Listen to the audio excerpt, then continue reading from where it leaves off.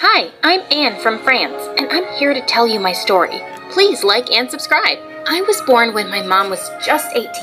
Since childhood, Mom wanted me to have everything in the world, everything she didn't have growing up. One time, Christmas was coming, and I really wanted a Barbie I'd seen my friends play with, but Mom said she'd get it for me on Easter instead. But Mommy, you promised.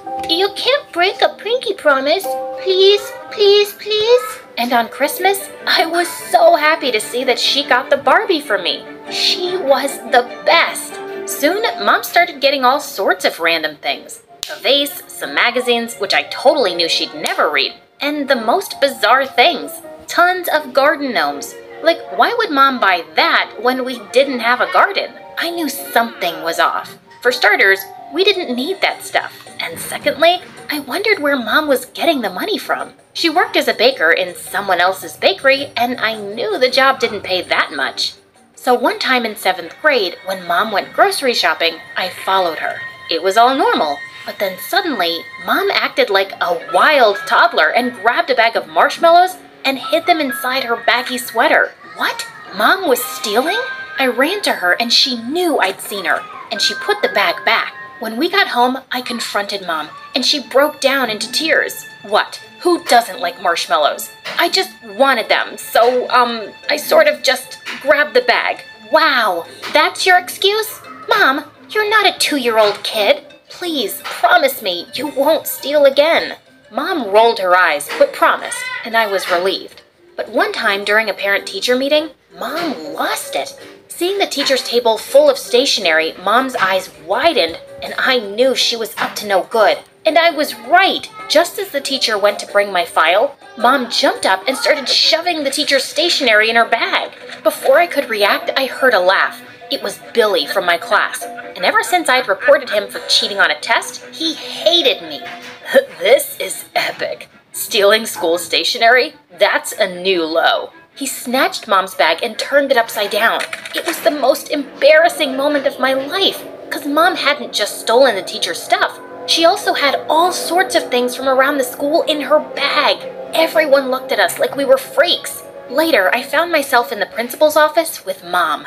Anne, I truly don't know what to say. This has never happened before. I should be reporting the theft, no matter how small or big, but I want to give you and your mom a chance. Take her to a doctor. Get her checked. This isn't normal. Of course it wasn't normal. Mom had become a habitual thief. After many evaluations by the doctor, we learned that Mom was, in fact, sick. She had kleptomania, an uncontrollable urge to steal. It wasn't her fault. Mom, I'm so sorry. I will do everything to help you get better. Oh, sweetie, I'm sorry too. I wanted to explain it, how it just happens. I'm so ashamed of it all. After that day, I supported Mom on her road to recovery. Mom totally avoided going to the supermarkets, which triggered her episodes. She was getting treatment and was also in a self-help group. In a few months, she was doing so much better. But at school, things were anything but normal. Since that parent-teacher meeting, I'd been Billy's favorite target to bully. Seeing me, the guy would say stuff like mother, like daughter. I need to check your bag too. He kept doing this for weeks, but one day I just snapped and grabbed his shirt collar when he called me a thief. Stay out of my way or I'll break your teeth. Billy looked scared and I was proud of myself. The idiot did leave me alone, but just for a while.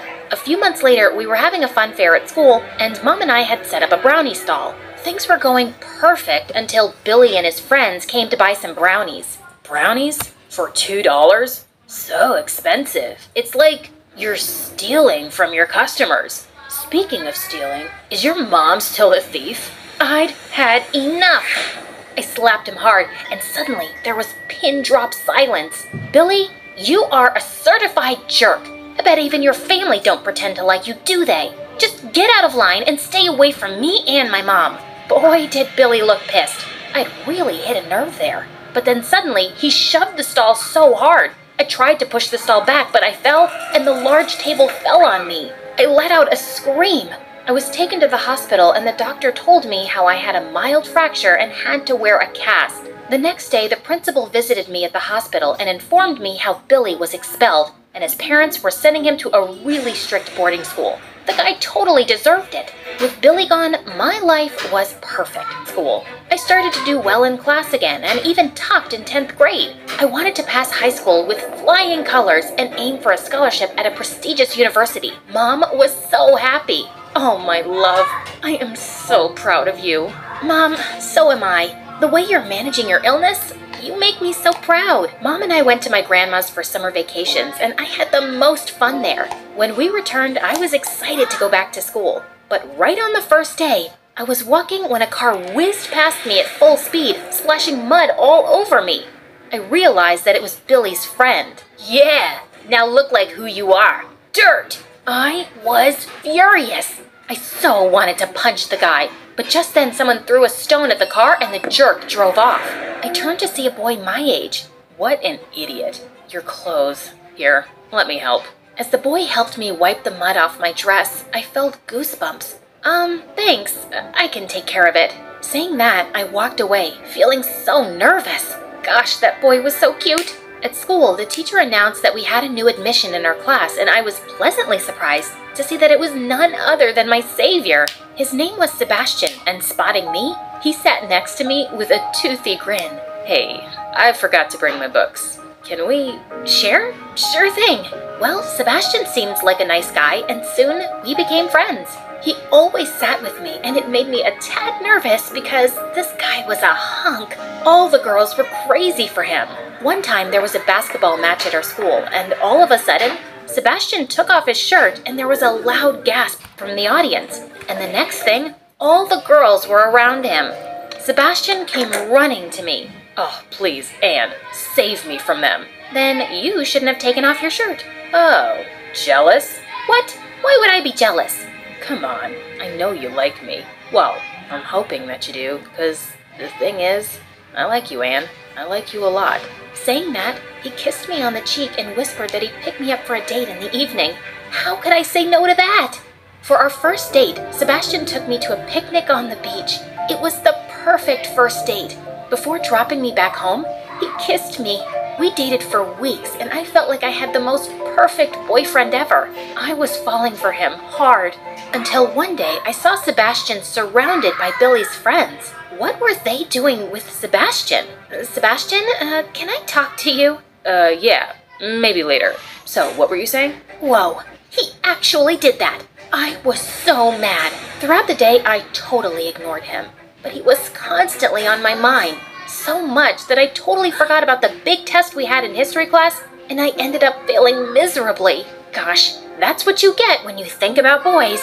I reminded myself of my goal and decided not to worry about Sebastian at all. But things only got messier when my teachers gave me an F for assignments, saying they never got them. I was so sure I emailed them all my assignments. Some days later, I was called into the school's counselor's office and informed that if I wanted to get my scholarship, I needed to bring my A game and work harder. I poured all my strength into my studies, but one night I found Sebastian at my door.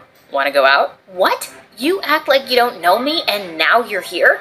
No, I'm not going with you. You can go and hang out with those jerks. Babe, you got it all wrong. I was just busy. Please, come with me to this amazing party.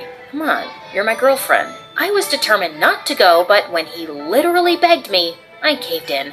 On our way, Sebastian asked me the most bizarre question ever. So, those jerk guys, they told me you got their best friend expelled.